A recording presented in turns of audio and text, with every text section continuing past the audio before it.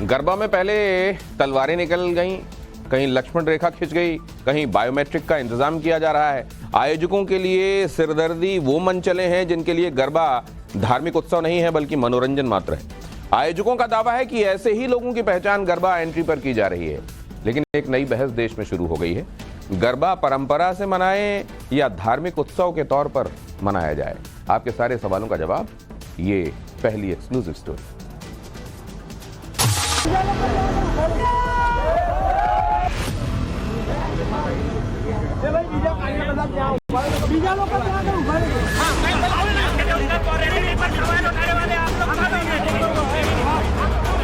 समस्या है सर। क्या समस्या है आपको? हमारे हिंदू है ना, नृत्य कर रहे हैं, हम नहीं चाहते किसी और धर्म का लोग देखें। चालक ये हैं, इनको कोई आपत्ति नहीं है? नहीं तो हम लोग को आपत्ति है।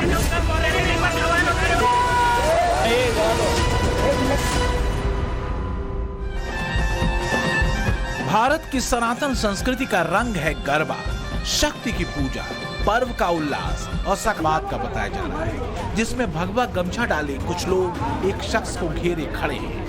ये लोग इस शख्स से उसके नाम का प्रमाण मांग रहे हैं। युवक से आईडी कार्ड दिखाने को कहा जाता है और जैसे ही ये शख्स अपना आईडी दिखाता है, हंगामा शुरू।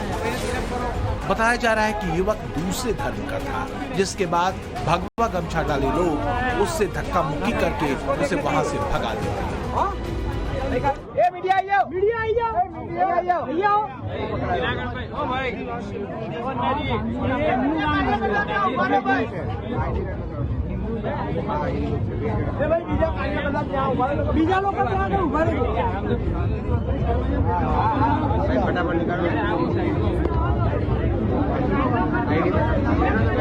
आईडी ले ले,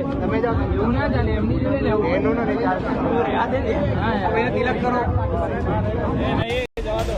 सवाल गहरे अविश्वास का है और ये अविश्वास गरबा के आयोजन स्थलों पर एक तरह की तैयारी के साथ दिखता है। जैसे हिंदू संगठन और उससे जुड़े कार्यकर्ता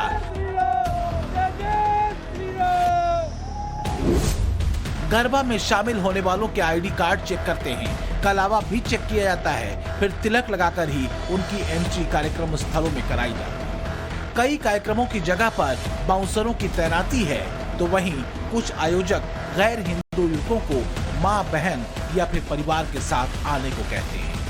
नवरात्रि में गरबा की परंपरा प्राचीन सनातन परंपरा है, जिसकी शुरुआत खासतौर से गुजरात और राजस्थान में हुई, लेकिन बाद में गरबा की ये संस्कृति देश के कई प्रदेशों में। बागेश्वर पीठाधीश्वर धीरेन्द्र कृष्ण शास्त्री तो गरबा कार्यक्रम में प्रवेश देने की एक और शर्त रख देते हैं।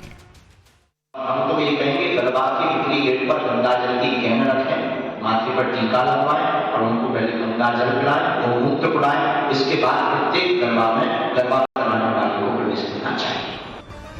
वैसे गरबा के धार्मिक आयोजन से सिर्फ सनातन का आध्यात्मिक पक्ष मजबूत नहीं होता, बल्कि पारंपरिक वस्त्रों का एक बड़ा बाजार भी हर वर्ष तैयार होता है। व्यापार संगठनों के अनुमान के मुताबिक अकेले गुजरात में इस त्योहार से संबंधित कारोबार 12,500 करोड़ रुपए का होता है। पिछले कुछ वर्षों में गरबा स्थलों पर उमड़ती भीड़ में भी 15 से 20% की बढ़ोतरी हुई है।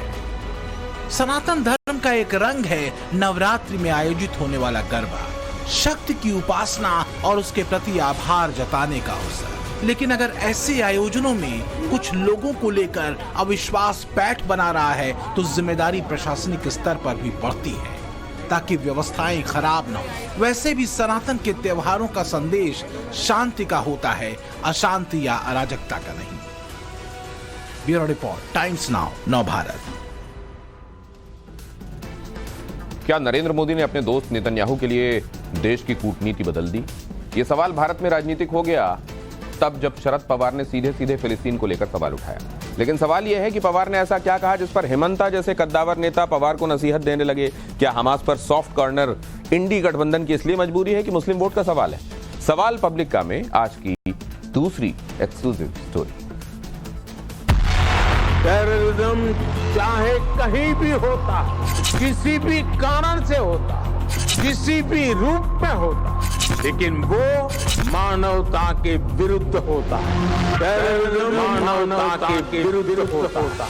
13 अक्टूबर को G20 देशों के संसदीय स्पीकर्स के सम्मेलन P20 में प्रधानमंत्री नरेंद्र मोदी का एक सीधा संदेश था। जब इजराइल पर हमास के आतंकवादी हमले के बाद इजराइल हमास युद्ध से समूचे मिडिल ईस्ट पर संकट के बादल छा गए हों,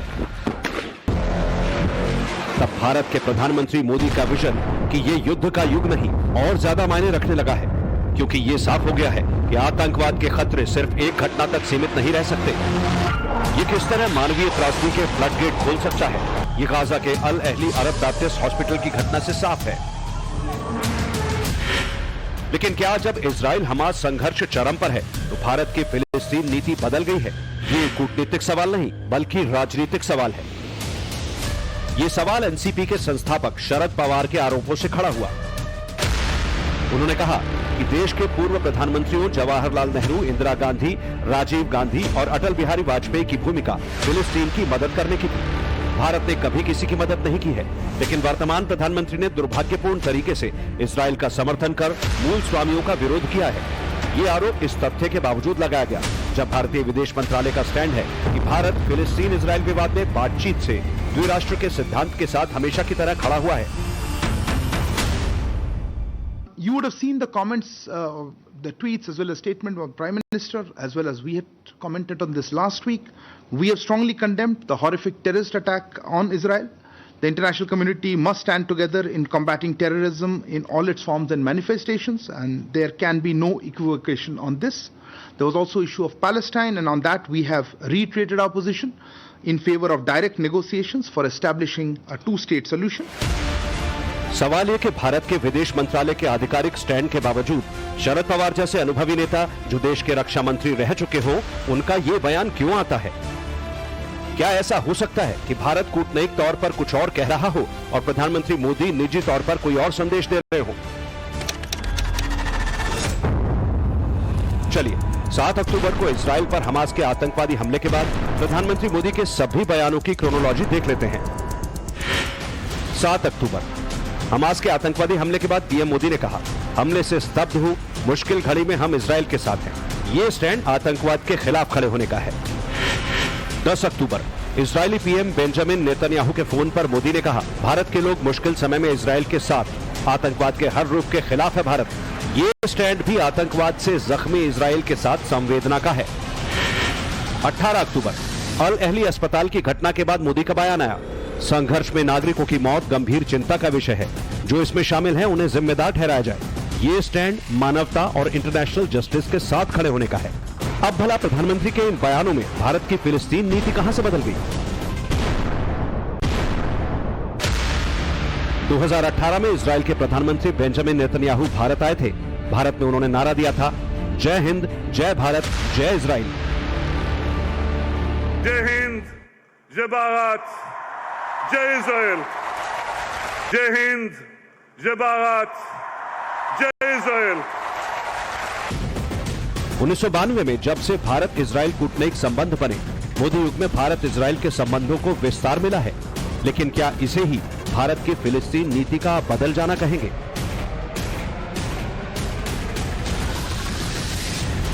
दो 2018 में नरेंद्र मोदी फिलिस्तीन जाने वाले भारत के पहले प्रधानमंत्री बने थे। मोदी को वहां सर्वोच्च सम्मान Grand Collar of the State of Palestine मिला था। तब नरेंद्र मोदी को फिलिस्तीन तक पहुंचाने वाले विमान को वायु सुरक्षा इजराइल की वायुसेना ने दी थी। यहां यह जानना भी जरूरी है कि मोदी के इस दौरे के पहले और बाद में इजराइल फिलिस्तीन मुद्दे पर मोदी सरकार का रुख क्या रहा था। 2015 यूएन में फिलिस्तीनी फ्लैग को स्थापित करने का भारत ने समर्थन किया। 2017 यूएन में संपूर्ण यरूशलेम को इजराइल की राजधानी बनाने के इजरायली और अमेरिकी प्रस्ताव के खिलाफ भारत ने वोट दिया। 2022 फिलिस्तीन के लिए भारत का अटूट समर्थन। 2023 इजराइल फिलिस्तीन मुद्दे में अंतर्राष्ट्रीय न्यायालय से जुड़े यूएन के प्रस्ताव पर भारत ने वोटिंग नहीं की। यानी मोदी युग में भी भारत की फिलिस्तीन नीति में बदलाव नहीं आया। नीति वही रही, डायलॉग, डिप्लोमेसी और इजराइल के साथ फिलिस्तीन का साझा भविष्य। फिर क्यों मौजूदा संकट में शरद पवार जैसे नेता प्रधानमंत्री मोदी पर सवाल उठा रहे हैं? क्या इसके पीछे वोट बैंक है? शरद पवार के बयान के बाद सीनियर मंत्री नितिन गडकरी ने कहा, राष्ट्रीय हित राजनीति से प्रभावित नहीं हो सकते। जबकि पीयूष गोयल का बयान है, दुर्भाग्यपूर्ण है आतंकवाद के मुद्दे पर उनका विचार हल्का है। क्या लगता है शरद पवार जी सुप्रिया मैडम को भेजेगा गाजा में हमास के लिए लड़ने के लिए? I'm surprised because Hemanta Biswa Sarma ji has the same DNA as me. He's an original Congressy. So he and me share the same DNA. After going to the BJP, you know how disrespectful they are about women. So I'm not surprised, but I had hope from Hemanta Biswa Sarma ji because we share the same Congress DNA. जाहिर तौर पर शरद पवार का बयान vote bank वाली politics के दायरे में ही रखा जाना चाहिए, लेकिन वोट बैंक को संदेश देने की कोशिश दोनों तरफ से हुई। जहां तक भारत की फिलिस्तीन नीति है, उसे एक बार फिर प्रधानमंत्री मोदी ने अपने शब्दों में उजागर किया। फिलिस्तीन के राष्ट्रपति महमूद अब्बास से बात की, गाजा में अल अहले हॉस्पिटल में नागरिकों की मौत पर संवेदना जताई, फिलिस्तीनी नागरिकों को मानवीय मदद भेजते रहेंगे, आतंकवाद, हिंसा और बिगड़ते सुरक्षा हालात पर गहरी चिंता साझा की। इजराइल फिलिस्तीन मुद्दे पर भारत के लंबे समय से चले आ रहे सैद्धांतिक स्थिति को दोहराया, यानी ना फिलिस्तीन से बैर, लेकिन इजराइल की भी खैर और आतंकवाद पर प्रहार। Bureau report, times now Bharat. Hyderabad में ओवैसी को योगी का खौफ है, वहीं दूसरी तरफ अपराधी योगी आदित्यनाथ का नाम सुनकर कैसे थरथर कांप रहे हैं, ये आपको देखना चाहिए। यूपी के बांदा का रहने वाला गोरा खान अपनी बेटी गुलनाज और दामाद करण का मर्डर कर देता है। कहां करता है? यूपी में नहीं, मुंबई में। क्यों? क्योंकि यूपी में बाबा है। क्या ये बातें सच हैं या मामला सिर्फ ऑनर किलिंग का है? सवाल पब्लिका में अगली एक्सक्लूसिव स्टोरी। कानून एक नागरिक को सुरक्षा प्रदान करेगा।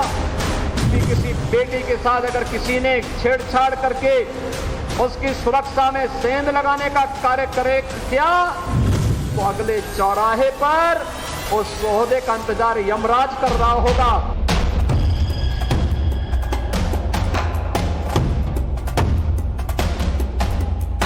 सबके सब मेहरबानी करके तो उत्तर प्रदेश छोड़ करके चले जाएं, और अगर उत्तर प्रदेश में रहेंगे तो फिर उनके लिए दो जगह होंगी।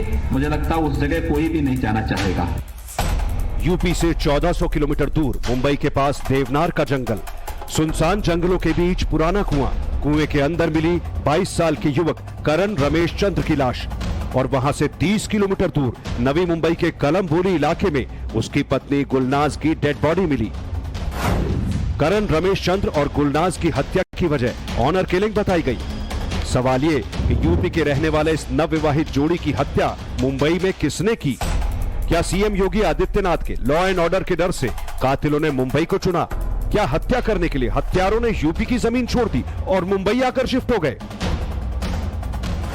इस डबल मर्डर को लेकर जो कहा सुना जा रहा है, क्या वही इसका सच है या इसकी इनसाइड स्टोरी कुछ और है? ये जानने के लिए इसकी क्रोनोलॉजी समझिए। सबसे पहले नाम पर गौर करें तो क्लियर हो जाएगा। करण रमेश चंद्र हिंदू है और गुलनाज मुस्लिम। दरअसल नवंबर 2022 में गुलनाज की शादी के बाद से परिवार नाराज रहने लगा। बेटी दामाद से सारे रिश्ते तोड़ दिए। गुलनाज और करण की शादी के 5 महीने बाद लड़की का पूरा परिवार मुंबई शिफ्ट हो गया। पर मुंबई जाकर बसने के पीछे कारण काम की तलाश या नए शहर में नई जिंदगी शुरू करना नहीं था। कारण था अपनी ही बेटी और दामाद की हत्या करना। मुंबई के गोवंडी इलाके में ऑनर किलिंग का एक सनसनीखेज मामला सामने आया है, जहां पर उत्तर प्रदेश के रहने वाले एक पिता ने दूसरे धर्म में शादी करने की बात से नाराज अपनी बेटी की और उसके पति की बेरहमी से हत्या कर दी। न सिर्फ हत्या बल्कि उसके बाद लाश को ठिकाने के लिए उस बाप ने अपने बेटे के साथ मिलकर देवनार के इस जंगलों को चुना, और इसी जंगलों के बीचों बीच एक सुनसान इलाके में यहाँ पर जो एक काफी पुराना कुआं है, इस कुएं में 14 अक्टूबर को पुलिस को एक लाश मिली। लाश की शिनाख्त करण चौरसिया के तौर पे हुई, जो कि उत्तर प्रदेश के बांदा जिले का रहने वाला था। अक्टूबर महीने के दूसरे तीसरे हफ्ते में ही गुलनाज के पिता गोरा खान और उसका भाई सलमान गोरा खान, ये दोनों मुंबई आए और उन्होंने अपने दामाद और अपनी बेटी को मिलने के लिए बुलाया, और मिलने के बाद एक धारदार हथियार से पहले करण की हत्या कर दी और उसके बाद में उन्होंने गुलनाज की भी हत्या कर दी। करण की लाश मुंबई को देवनार के इन जंगलों में मिली, जबकि गुलनाज की लाश यहां से 30 किलोमीटर दूर नवी मुंबई के कलमबोली इलाके में मिली। 14 अक्टूबर को गोवंडी पुलिस को कुएं में करण रमेश चंद्र की लाश मिली और लाश की शिनाख्त के बाद पुलिस की जांच गुलनाज के पिता तक जा पहुंची और पूरी वारदात का खुलासा हुआ। गोवंडी पुलिस ने इस मामले में गुलनाज के पिता गोरा रईसुद्दीन खान, उसके बेटे सलमान गोरा खान, सलमान के दोस्त मोहम्मद कैफ, नौशाद खान और उसी इलाके के 3 अन्य नाबालिगों को गिरफ्तार किया है। यूपी के बांदा जिले का रहने वाला परिवार रातों रात मुंबई शिफ्ट होता है और अपनी बेटी दामाद के मर्डर की प्लानिंग शुरू करता है। पर क्यों? जवाब है यूपी में योगी आदित्यनाथ। सूत्रों की माने तो गोरा खान ने यूपी सरकार और योगी आदित्यनाथ के डर से यूपी छोड़ दिया और मुंबई जाकर वारदात को अंजाम दिया। बेटी की शादी के 5 महीनों तक इंतजार किया, यूपी में रहकर ही हत्या करने की प्लानिंग की कोशिश की, पर बाबा के डर से कभी हिम्मत नहीं जुटा पाया। गोरा खान और सलमान को पता था अगर वो बांदा में रहते हुए इस वारदात को अंजाम देंगे तो योगी की पुलिस तुरंत उन पर एक्शन लेगी। योगी आदित्यनाथ के ये शब्द दोनों के कानों में गूंज रहे थे कि कानून प्रत्येक नागरिक को सुरक्षा प्रदान करेगा। किसी बेटी के साथ अगर किसी ने छेड़छाड़ करके उसकी सुरक्षा में सेंध लगाने का कार्य करे किया तो अगले चौराहे पर उस ओहदे का इंतजार यमराज कर रहा होगा। उसको फिर यमराज के यहां भेजते से कोई रोक नहीं पाएगा। जिस राज्य में योगी आदित्यनाथ की सरकार हो वहां अपराधियों में इसी तरह का खौफ रहता है। अपराधी योगी सरकार से कितना डरते हैं उसे आंकड़ों से समझिए। जो यूपी 2016 में 9.5% की दर के साथ अपराध के मामलों में पहले नंबर पर हुआ करता था, वो योगी के आने के बाद 2021 में खिसक कर 23वें नंबर पर है। महिला संबंधी अपराधों में 7,713 आरोपियों को सजा देकर यूपी देश में सबसे आगे है। इस मामले में यूपी 2019 और 2020 में भी टॉप पर था।